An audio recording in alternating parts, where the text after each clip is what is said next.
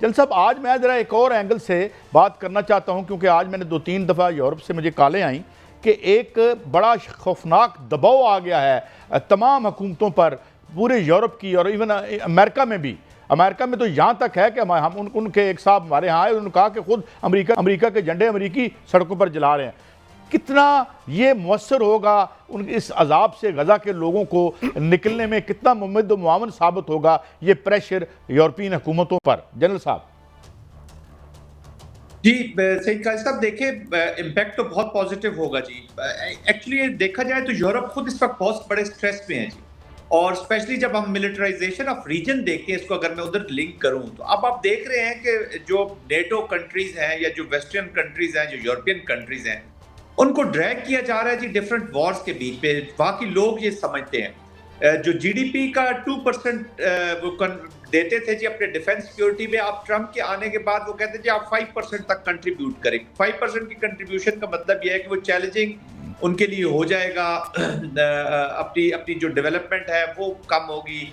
5% of the GDP defence में चला जाएगा, तो ये किधर जाएगा जी? तो मिलिटराइजेशन ऑफ वेस्ट हो रही है, ओवरऑल भी बढ़ता चला जा रहा है। और जो अवाम वहां की समझते हैं, लोग समझते हैं कि it is because of the political objectives of somebody else, किसी और मुल्क के पॉलिटिकल ऑब्जेक्टिव्स हैं उनके परसूट्स के लिए। और खास तौर पे इजराइल जो है उसने ऐसा एक अमेरिका को अपने ग्रैपल कर लिया है, और उसके साथ साथ वो जितनी वेस्ट की पॉलिसीज हैं उनको उनको इम्पैक्ट कर रहे हैं जी। फिर वेस्ट का ये भी गिला अमेरिका से कि जी बाकी अपने लिए तो आप सब कुछ कर रहे हैं, मिडिल ईस्ट की एप्लीकेशन आपकी देख लें, एशिया की एप्लीकेशन देख लें, चाइना के जो आपने स्कटल करना चाहते हैं, लेकिन जब रशिया का और यूक्रेन का मामला आता है तो इस पे आप फिर बातचीत रशिया के साथ भी शुरू कर दिया, फुल सपोर्ट, यानी कि कह लें उनकी सिक्योरिटी को एक कॉन्फिडेंस नहीं आ रहा जी यूरोप के बीच में, तो वो समझते हैं। और सेकेंडली जो मीनिंगफुल वेज हैं जी कॉन्फ्लिक्ट रेजोल्यूशन के, वो अंडर सीरियस चैलेंजेस हैं, जैसे अभी यूनाइटेड नेशन हो गई, इस तरह के बाकी इदारे हो गए, यूरोपियन यूनियन जो है या यूरोपियन नेशन जो है वो अपनी वक़्त हो रही है, तो ओवरऑल एक स्ट्रेस के बीच में वो समझते हैं। बिल्कुल ठीक है। वो रिप्रेजेंट कर रहे हैं। मैं आपसे एक पहले गाइडेंस चाहूंगा और उसके बाद पड़ोसी पर बात करेंगे, जो कि बुज़दिल पड़ोसी है हमारा। पाकिस्तान को बहुत बड़ी कामयाबी और एजाज हासिल हुआ है कि पाकिस्तान ने regional chief of defence staff conference की जो है मेज़बानी की है, जिसमें जनरल साहब ये जो बड़ा एजाज़ है, ये बेशक इसमें कोई शक नहीं कि हमारी सफारती कामयाबी भी है और हमारी मिलिट्री क़यादत जो है उसकी भी बेहतरीन कामयाबी है कि उन्होंने ये इसकी मेज़बानी की। और इस कॉन्फ्रेंस में अमेरिका, कजाकिस्तान, किर्गिस्तान, ताजिकिस्तान और उज़्बेकिस्तान के मिलिट्री क़यादत शामिल थी, और अमेरिका के सेंट्रल कमांडर जो थे वो भी इसमें शामिल थे। कितनी बड़ी कामयाबी है जिस पर भारत को वावेला मचा हुआ है, वहां पर क़यामत बरपा है। अगर आपने इसकी एक कामयाबी का पैमाना देखना हो ना, तो शायद साहब आज आप भारत की पार्लियामेंट की कार्रवाई अगर आप देख रहे होते, देखी आपने थोड़ी देर पहले, तो वहां पे जो अपोजिशन की तरफ से पहली स्पीच आई है उसने बड़ा कैटेगोरिकली भारत में लगी हुई आग का जिक्र कर दिया जी। जब डिफेंस मिनिस्टर की स्पीच खत्म हुई राजनाथ की, तो उसके बाद जो पहली स्पीच कांग्रेस की तरफ से आई है, उन्होंने कहा जी कि पहलगाम वाकये में पूरी दुनिया IMF समेत पाकिस्तान के साथ खड़े थे, और उसके बाद से अभी तक खड़े हैं, और आप दुनिया में आइसोलेटेड थे। ये मैं नहीं कह रहा, एक डिफेंस एनालिस्ट नहीं कह रहा पाकिस्तान का, ये भारत की अपोजिशन से आने वाली आवाज में आपको बता रहा हूं कि वो कैसे इसके ऊपर वो बातचीत कर रहे हैं।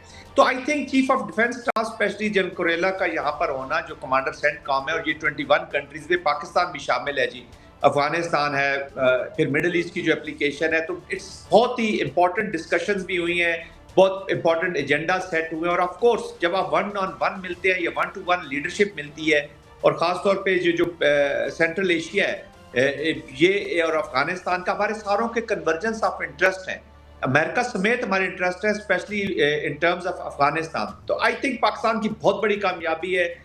मिलिट्री डिप्लोमेसी ने हमेशा पाकिस्तान को एक लीड दी है, और नोशन ऑफ विक्ट्री जो पहलगाम के वाक़े बाद मिलिट्री ने लिख के दिया, उसी से जो हमारी अदर दूसरी डिप्लोमेसी है उसको भी और पॉलिटिक्स को भी फायदा हुआ है। कहने का मकसद यह है कि Pakistan today is a meaningful country for the world, इसीलिए सारी दुनिया आपकी तरफ तवज्जो दे रही है जी, और भारत एक आइसोलेटेड मुल्क के तौर पर खड़ा है। वो जो कहते हैं ना, जब आप कंधा कुआं खोदते हैं या किसी के लिए खोदते हैं तो एक अपने लिए भी खोद लिया करें। भारत पाकिस्तान के लिए कुआं खोद रहा था कि बिल्कुल ठीक है जनरल साहब, इससे पहले हम इजराइल की बात कर रहे थे और यूरोप की बात कर रहे थे कि जो हमायती इजराइल का है वो अपनी अहमियत खो रहा है, और यही हो रहा है कि यूरोप के बारे में हवाले से जो यूरोप उसकी हिमायत कर रहा है, तो उस दूसरी जानिब जो हौसी हैं वो कह रहे हैं कि जो भी वहां से गुजरेगा हम उस पर मिसाइल मारेंगे और इजराइल पर भी भरपूर हमला करेंगे। तो इस तरह तो मुझे लगता है कि नाकाबंदी हो रही है फिर यूरोप की। देखिए वहां पे सिचुएशन जरा क्रिटिकल है जी। ओसीज यस उनकी कैपेसिटी कैपेबिलिटी है, लेकिन वॉर जितनी स्प्रेड होगी यूरोप को उतना नुकसान होगा। यूरोप देखिए बेसिकली शायद साहब आज के इस दौर में लोग अपने इकोनॉमिक इंटरेस्ट को प्रायोरिटी 1 के तौर पर यूज कर रहे हैं, और जब इकोनॉमिक्स किसी भी मुल्क की इंपैक्ट होती है तो वो अपने आप को पिवट जरूर करता है, पोजीशन जरूर लेता है। यूरोप को भी इकोनॉमिकली बहुत अंडर प्रेशर है जी। Europe is under stress politically भी, लेकिन इकोनॉमिकली ज्यादा अंडर स्ट्रेस है। तो ऑफ कोर्स वो नहीं चाहता कि इजराइल की वजह से, अमेरिका की वजह से उनके भी जो इंटरेस्ट है वो भी चैलेंज हो, क्योंकि वो तो हमेशा फिर सेकंड थर्ड पार्टनर के तौर पे वॉर में भी रहे हैं। अफगानिस्तान में देख लेना, अफगानिस्तान की इतनी लंबी एप्लीकेशन हुई है 20 साल की, बाकी यूरोप को क्या फायदा मिला है वहां से। जो ISIS में रिक्रूटमेंट यूरोप से भी होती रही है, जब ये ISIS वगैरह बन रही थी तो उनकी अपनी सोसाइटी के अंदर इतना स्ट्रेस है, आप अंदाजा लगा लें। देखिए हम रोते हैं कि जी डेप्रीवेशन है जिसकी वजह से ब्रीडिंग ग्राउंड्स मौजूद हैं, तो कनाडा में कौन से ब्रीडिंग ग्राउंड्स हैं, फ्रांस में कौन से ब्रीडिंग ग्राउंड्स हैं, ऑस्ट्रेलिया में कौन से ब्रीडिंग ग्राउंड्स हैं। वहां यही ब्रीडिंग ग्राउंड्स है कि जब इनजस्टिसेस होता है, ग्लोबल नॉर्थ ग्लोबल साउथ की बातें होती हैं, हैव्स हैव नॉट्स की बातें होती हैं, तो सोसाइटी के अंदर स्ट्रेस आता है और फिर लोग ISIS। अच्छा जनरल साहब, मैं माफी चाहता हूं, मैं इंटरजेक्ट कर रहा हूं, मैं माफी चाहता हूं। एक सवाल है, अभी आपने एक लफ्ज इस्तेमाल किया हैव्स एंड हैव नॉट्स। अभी रिसेंटली जेरेमी कोर्बिन और जोरा सुल्ताना, जिनका ताल्लुक यहाँ मीरपुर से है लेकिन वो मेंबर पार्लियामेंट है वहाँ पे, और मैं आज देख रहा था कि BBC और तमाम जो पोल्स आ रहे हैं ओपिनियन पोल्स में, वो तेजी से जो है वो आगे आ रही है ये पार्टी, और इसके बुनियादी एजेंडे में एक एजेंडा एंटी इजराइल और प्रो पैलेस्टाइन भी है।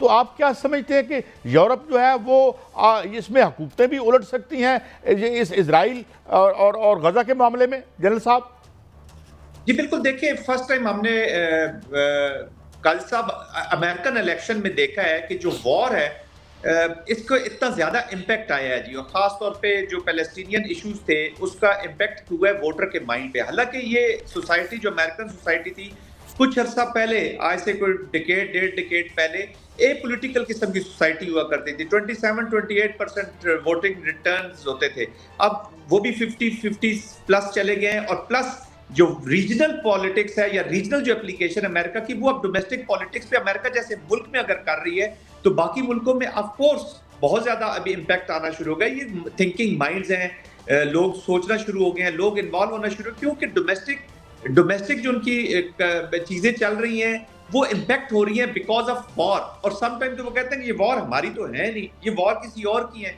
एंड व्हाई आर नेशंस, और मीनिंगलेस होते जा रहे हैं। उनको जैसे वो कहते हैं ना ऑर्डर्स आ जाते हैं, अब आप ये कर लें वो कर लें।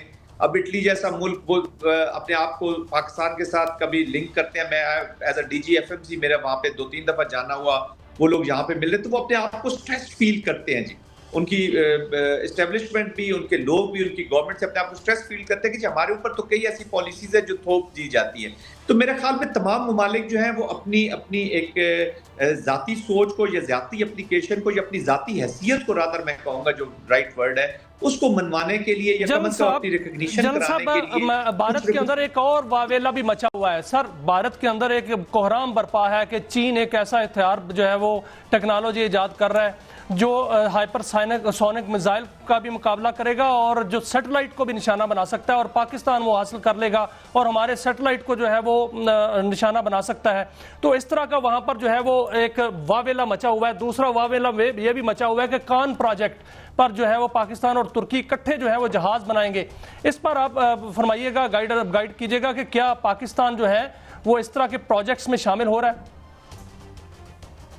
देखिए दो चीजें हैं जी, एक तो भारत जो है वो इस तरह का वावेला करके ब्लॉक पॉलिटिक्स को दोबारा रीइमर्ज करवाना चाह रहा है अमेरिका की सिंपैथी लेने के लिए या अमेरिका की सपोर्ट लेने के लिए कि जी देखें चाइना पिवटिंग कर रहा है, पाकिस्तान और बहुत आगे जा रहा है, और इसी तरह तुर्किया के भी वो बीच में घसीटना चाहता है ब्लॉक पॉलिटिक्स। तो एक तो उसका पर्पस ये है। दूसरा पर्पस ये है कि वो अपनी डोमेस्टिक ऑडियंस को बता रहा है कि जी मैं अकेला नहीं, संदूर में मुझे मार पड़ी पाकिस्तान से, ये एक्चुअली मैं 3 मुल्कों से लड़ रहा था, तो आई एम अ हेजमॉन। आज उनकी अगर आप राजनाथ की स्पीच सुने पार्लियामेंट के अंदर, तो वो भी अपने आप को अभी तक ये शो करे हम तो बहुत बड़ी ताकत है, हमारा तो पाकिस्तान से मुकाबला ही नहीं है, और हम क्यों पार्लियामेंट में ये डिबेट कर रहे हैं। आप डिबेट राजनाथ साहब इसलिए कर रहे हैं कि आप एक इररेलेवेंट फौज के मिनिस्टर ऑफ डिफेंस हैं, वो इररेलेवेंट फौज जो 48 घंटे में बिल्कुल पाकिस्तान ने फारे कर दी, बल्कि पहले 4 से 5 घंटों में फारे कर दी थी डिफेंसिव मनूवर में। बट हैविंग सेड दैट, देखिए चाइना और पाकिस्तान और स्ट्रेटेजिक पार्टनर्स, हमारे पास में भी कोलैबोरेशन है और फ्यूचर के बहुत अच्छे प्रोग्राम्स की कोलैबोरेशन है, बट इट डजंट मीन कि हम चाइना के ब्लॉक में चले गए और हम किसी और मुल्क से नहीं। पाकिस्तान देख रहे हैं, पाकिस्तान आर्मी चीफ अभी चाइना में थे, साथ ही जनरल कुरेला जो है कमांडर सेंटकॉम, वो पाकिस्तान आए हुए थे, कल आप व्हाइट हाउस में बैठे हुए थे। तो हर मुल्क के अपने इंटरेस्ट होते हैं, और Pakistan is a natural stabiliser in the region और नेचुरल ब्रिज है बिटवीन चाइना एंड अमेरिका, और अमेरिका और चाइना वुड ऑलवेज लाइक कि बीच में ब्रिजेस मौजूद हों। जब बड़ी ताकतों का ये मतलब नहीं होता कि वो टकरा जाती हैं जी और हर चीज पे माइंड करती हैं, वो अपने कुछ ना कुछ जो रूट्स हैं या कुछ ना कुछ जो लिंकेजेस हैं वो उनको एस्टेब्लिश रखती हैं फॉर बेटर इकोनॉमिक प्रोग्रेस, और उसी के बीच में फिर अपना मिलिट्री और पॉलिटिकल मैनूवर्स करती सर हैं। बिल्कुल ठीक है, आपने ऑपरेशन संदूर की बात की है। ऑपरेशन संदूर तो नाकाम हो चुका है और वो तंदूर में झोंका जा चुका है। अब उन्होंने ऑपरेशन महादेव जो है वो शुरू कर दिया है, जिसमें दोबारा फेक इनकाउंटर्स शुरू कर दिए हैं। आप इस ऑपरेशन की को जिल्लत पहुंचती हुई देख रहे हैं?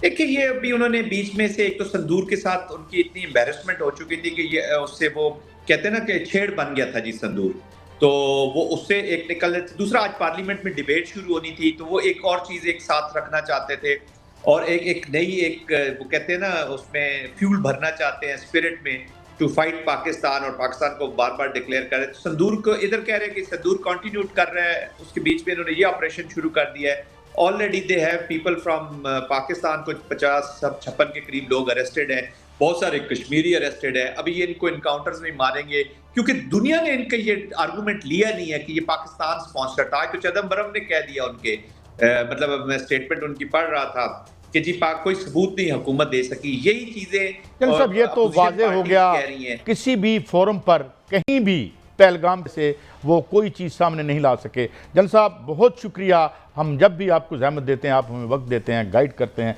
नाज़रीन ये थे जनाब जनरल रिटायर्ड ज़ाहिद महमूद साहब।